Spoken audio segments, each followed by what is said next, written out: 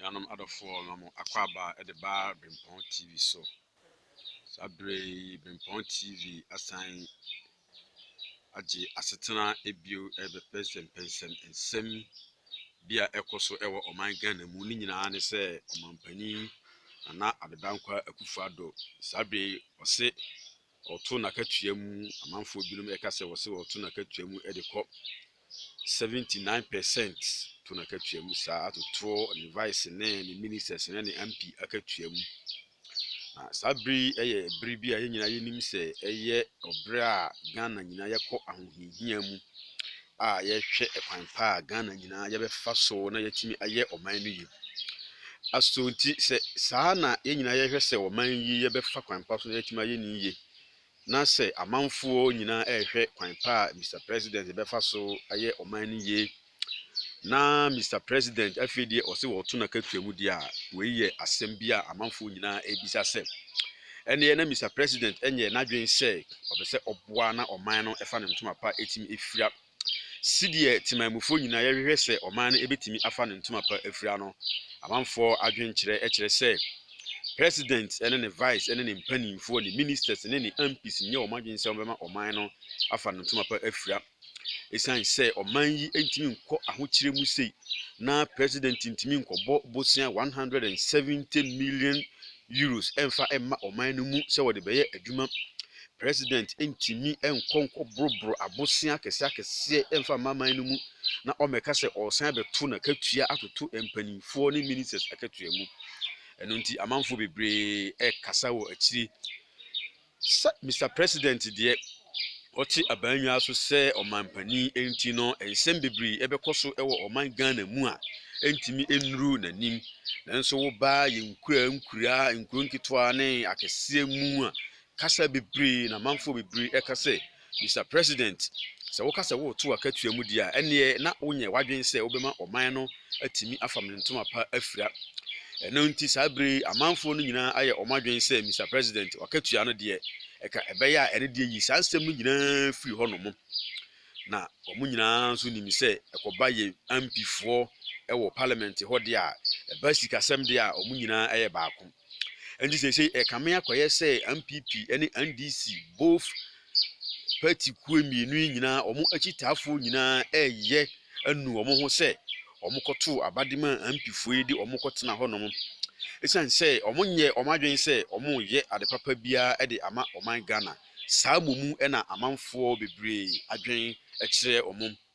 ɛno nti sɛ wagye brɛ na wɔhwɛ Brimpon TV dia ɛne na yɛ MPs amo nso so mo agye brɛ a mo hwɛ Brimpon TV na adodankwa akufado ɛne Mr Bawumia mo nyina mo hwɛ Brimpon TV dia ɛne yɛ nante kakra fa akuru mu no ensɛm a amanfoɔ bebree ɛka fa mo ho ne sɛ mo ahyɛ da ɛna mo pɛsɛ mo toto makatua mu na mo gigi sika no gu hɔ no mo na mo di sika no na mo nyɛ madwen sɛ mo bɛyɛ bibia ɛde ama ɔman Ghana ama ɔman no so afa ne ntoma pa afira enti sabre Brimpon TV nsɛm kakra wɔtee wɔ ɔmɔnten so de amanfoɔ ka ne dwomu ne stations ɛna sabre yɛde bi ɛba TV so ama yɛ mpanimfoɔ mo so mo ate bi na sɛdeɛ ɛbɛyɛ a mo ten so a mo bɛfa na mo de ayɛ adwuma na mo timi ahwɛ sɛ sika na mo sɛ mo bɛ tutu mu na mo de aboa mo ho ana mo de ahwɛ mo ho no ɛsoso dodo saa na mpanyimfoɔ ɛka ɛsoso dodo Ghana man nyinaa ɛka sɛ saa sika no so enti Mr President sɛ wo ba sɛ wo bɛyɛ ɔman no ye na MPC foɔ mo so mo ba sɛ mo bɛyɛ ɔman no ye dia mo hwɛ ordinary Ghanaians sɛ ɔmo nso sika san ɛna ɔmo gye no bosomi bia ɛwɔ ɔman Ghana yi mu ebi kura 1 Ghana cedi kura no ɔngye bi emfiri aban hɔ no mo ɔman yi mu anso so odidi ɛsɔre ɔho ɛnu nti sɛ mo no mo abɛtena so sɛ mo ba bɛyɛ ɔman yiye na sɛ sabiri sika kɛsese na mo pɛsɛ mo de ma mo ho de a ɛne na amanfoɔ ɛbo ɛnyo so kora ɛwɔ ɔman no mu ɛnu nti sabiri Brimpon TV so ɛde aka kyerɛ Mr President ɛne ne MPs ne ministers sɛ saa sika no a mo pɛsɛ mo de tua mo ho ka no ɛnyɛ sika a amanfoɔ ɛbo ɛdwo so baako kora ɛwɔ ɔman Ghana mu ɛnu nti yɛbɛsrɛ sɛ mo nsa ka saa short video ya ɛba mo akwan mu ya mo betimi ahwɛ na mo ayɛ ho bibi na ɔman no ehia lɔle kwan ɛwɔ ɔman no mu ehia hospital ɛwɔ ɔman no mu ehia universities wɔ ɔman no mu ehia nneɛma bebree sukuu adan nkora tete nnua so ɛna kɔ school ekora tete nnua ase nso na san kɔ school kyɛ sɛ wodwene ho bebree a wonte asɛm obi yɛ cartoon bi na sɛ de kora de cartoon na wɔyɛ no wɔyɛ sisa nkora na kɔsisi nnua so ɛte sɛ nsoroboa sɛ ɛhɔ na wɔn kɔ so nam sɛ yɛ bi wei deɛ ɛntimi nsi wɔ Ghana sɛ ɛbi na nkora no tete fam na ɛkɔ school ana wɔn te apata ase na ɛkɔ school wɔ Ghana deɛ ɛne yɛbɛtumi agye ɛno na di na sɛ nnua so paa deɛ ɛne meman Ghana wei ɛntimi ɛnkɔ so ɛwɔ meman Ghana mu ɛno nti saa bere yi ɔmampani ɛne ne vice president yɛka kyerɛ mu ministers ahodoɔ a moka bi ɛyɛyi MP ahodoɔ a moka bi ɛyɛyi mobɛnya abotan na akatua a mopɛsɛ mode ma mo ho no mobɛtete so ɛsrɛ mo a montete so na momfa nyɛ ɔman no ye lɔle kwan bebree ɛna asɛe ɛwɔ ɔman Ghana mu sukuu adan bebree na asɛe ɛwɔ ɔman Ghana mu na yɛhwɛ sɛ amanfo bebree bisa sɛ ɔmampani ntimi de saa sika wei ɛto na katua mu dia ɛne adentie ɔmampani ntimi enya sika na ɔmfa enyi double track emfiri hɔ no mo ɔmampani ntimi enya sika enyi gold system ɛne green system emfa firi hɔ no mo sɛdeɛ ɛbɛyɛ a nkora no so betimi akɔ school no na ɔmafa ɔmo ntoma pa afira na ɔmo betimi akɔ school no na ɔmo atimi asua adeɛ eye ɛno nti saa bere questions bebree a Ghana timamufoɔ yɛbisa ɔmampani ɛne ne mpanimfoɔ sɛ ɔmo sesa sika wei nyinaa de to ɔmo akatua mu wie die a ɛne na deɛ hi bio ɛna yɛde bɛyɛ saa single track no yɛbɛyi double track na firi hɔ na yɛde ayɛ single track no sɛ ɔmo sesa sika wei nyinaa de gu ɔmo aboto mu die a ɛne sika bɛn bio ɛna ɔmo de bɛyɛ health insurance no ama atimi ayɛ kama ɛsiane sɛ sese timamufoɔ no nyinaa kasa sɛ wokɔ hospital a sika puduo paa wobɛtua ansa na yɛbɛhwɛ wɔ yade a yɛhwɛ wo no na ɛso paa ɛso ɛdɔɔso bi nti amanfoɔ koraa sɛ deɛ ɔmo ka sɛ insurance koraa deɛ nka ɛbɛyɛ anka aban no koraa na nso sɛ insurance ɛni hɔ bio na nka yɛnhu si deɛ ɛteɛ na saa bere yi a yɛse COVID-19 asan ba bio a mampani abɛkasa sɛ yɛmmɔ yɛn ho ban protocols ahodoɔ yɛnni so ɛna mampani wobɛto akatua mu deɛ a ɛne na yadeɛ yi kɔyɛ kɛse a dodoɔ sika sɛn na wobɛnya na wode ahwɛ timamufoɔ a ɔmo ɔman no mu ɛno nti wei na yɛka kyerɛ ɔmampani na Adodankwa Akufo-Addo sɛ ɔbɛhwɛ na watoto nneɛma yie na nneɛma bebree a amanfoɔ ɛhwɛ sɛ nka obetimi ayɛ na ɔde nano kaayɛ na wɔhwɛ n'anim sɛ obetimi ayɛ ama no ɔmo nso so obetimi ayɛ ama timamufoɔ a ɔmo nya gidie ɛwɔ ne mu ɛde to abama ano no ɔmo nso so ani atimi agye na sɛ ɔmo san kɔte sɛ aso wode sika no ɛsan bɛto akatua mu ɛde ama wo ankasa wo ho de a ɛne na Ghanafoɔ kyerɛ sɛ entwa ye nti saa bere short video na Ado sɛ wonsa ka esrɛ tie na sika no te so kraa na gye deɛ wogye ne first no first deɛ no kraa no yɛ hwɛ sɛ nka betuma aka sɛ o akora me deɛ manya sika bebree si deɛ wobɛdi akonnwa na manfo ka ayɛ no na otumfoɔ asante he kraa kan bi sɛ o na Ado sɛ deɛ womfa sika nyɛ hwee edin ɛna wopɛ entina yɛnim sɛ edin nso so ɛna na Ado na wopɛ ba sɛ deɛ akwaa te sɛ sika ɛna amanfo a ɔmo ɔman Ghana mu nyina ɛdwen sɛ na wopɛ na emom enye din no a na amanfo ka no ɛna na ɛpɛ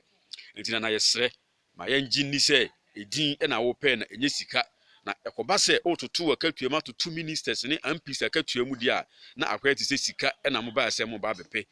ɛnam saa yɛ so bɛma voters na mo to aba ma mo nyinaa nso no lose trust in you people na ɛba saa ɛbɛha wɔ mo ɔmo mma monyɛ ɛma ɔmo ennya gidie ɛwɔ mu bio sɛ de bɛyɛ a ɔmo betimi akɔsa lai sɛ ɔmo to aba ɛde ama mo ɔmo ho kyerɛ ɔmo paa enti wei deɛ mommoa srɛ mo a monhwɛ Brempɔn TV na montie nsɛm a ɛkɔ so amanfoɔ adwenkyerɛ ɛna saa bere mede abrɛ mo Brempɔn TV so enti ɔmampani ɛne na bedi akyiri ɛne ne ministers ɛne ne MPs sɛ mohwɛ Brempɔn TV saa bere ya ana sɛ monte Brempɔn TV nka mesrɛ mo monsearch Brempɔn TV na mo subscribe to channel no na de amanfoɔ no so ɛbɛka biara no yɛn deɛ yɛnam ɛna yɛtietie deɛ timamufoɔ ɛka na yɛn so yɛafa bi na yɛde aba Brempɔn TV so enti saa bere a yɛpie wɔ Brempɔn TV so a yɛkasa yi deɛ na ɔmampani ne na bedi akyiri mo bɛfa bi na mo de ayɛ adwuma na mama yɛagye di sɛ sidie na otumfoɔ ɔte kɔkɔɔ so ɛka sɛ ɔmampani wo deɛ edin ɛna wopɛ na nye sika na wopɛ no mo bɛma yɛhu sɛ ɛyɛ nɔkorɛ sɛ wo deɛ edin ɛna wopɛ na nye sika ɛna wopɛ enti ɛsrɛ mampani sika no deɛ tete so de also de beto to makatua mu no yesro yifiri ho no mokra we nya ade a say de ko parliament president ka say wo na wo kan ye nanso mu yi ni nyina afiri ho no mo because say Ghana no sisi ni emra eho juo mu kra e wo oman Ghana mu enti minim say Mr President amanfo kan sem bibiri a wutie bi na wodi bi nso so eye adwuma galamsey sense wutie bi ema mo ka say omo nhyehye excavators nyina efan free ho no mo saa nso na minim say de ye kan omampani say wutie a wobetie na wode aye adwuma na wahwe na watete saa sika no so because oman Ghana afanu ba bia man Ghana fana ba bia no saa bre obia esu hia obia esu aho kyere enti Mr President say wutimi yesa e de ma omanfo a minim say omanfo so ani beje ho se de be ya omo nso so ebetimi e de kom ye atena oman Ghana mu na de esese omo nso eye de boa oman no a ebe fa ne ntoma pa afra no omo nso beye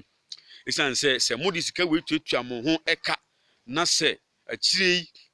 timamufo no so ekom de omo a de ombe ya na se etuo ene ma no betwe asimu so ebema an robesa dɔso oman no mu na omo so abetake mo na omo so aba beji sika ni bi dia ye de omo so epese omo de ye enti sabri sanana wo hwe Brimpon TV Mr Vice President so hwe Brimpon TV MP fo nyina mo hwe Brimpon TV a ebesere mo se mo benya abotoya mu na mo betete mu sika no so na ama oman Ghana nso so motimanya sika na mo de abɔ oman no ho bra ama oman no so afa ne ntoma pa afiria na ye mrantie ne ye meba omo oman ni mu no omo ho beto omo kakra na sɛde da bia omo de oye ne demonstration ye bebrebe ekoso oman Ghana mu omo kasa no eso betimi atwa na eso betimi ate so ewo oman Ghana mu andi sabri de sreman pani ene ne mpanimfo monom ye na mommoa ye na mutimi nye we emfama ye na mutete musika no so sɛde be ya oman no be fa ne ntoma pa afiria srespa semampani asemu eduru wanum dia ene amanfo bebre na ekasa pa e bia na mampani wonte se amanfo ekasa ba ya ye wo down ha a ye wo nkurase ene ne nkura nketenkete aka no mu die na ye se ye te de ekoso de amanfo aka nyina de ye nim ye te ni nyina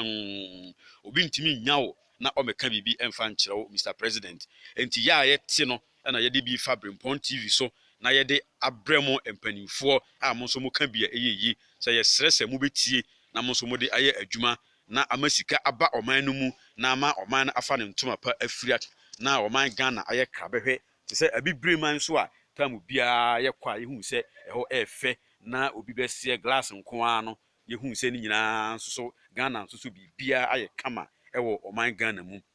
oman Ghana sabredie emrante ne meba aye hye pa ewo oman Ghana mu a omani abriye enti nanka omo mpese omo beti se Mr President say obetoto akatua mu atoto ni ministers ne MP akatua mu ene de na omo mpese omo beti kura na se president waka de a ene na de omo kan nyina ne se omo sere se saa asem no de ubeyi di afiri ho kura na watim di sika no aye enwuma watim di aye lole kwan ewo man Ghana mu watim di amaye nsupapa watim di aye light system ni ye na dumso kakra na eba aye no amanfo kire se esla sika ye di befuele plantine na asefo no saa ni ma nyina no sika entimi emma ye nye ene ne nam so madum so eba amanfo kire se kokoo kra no saa bire so obi tini kokoo na okoton a kokoo kra chefo ntimi nya sika emfa ntua kokoo fo no ka na omo nyina adwen se yese na odi kokoo akosi awowa akoji sika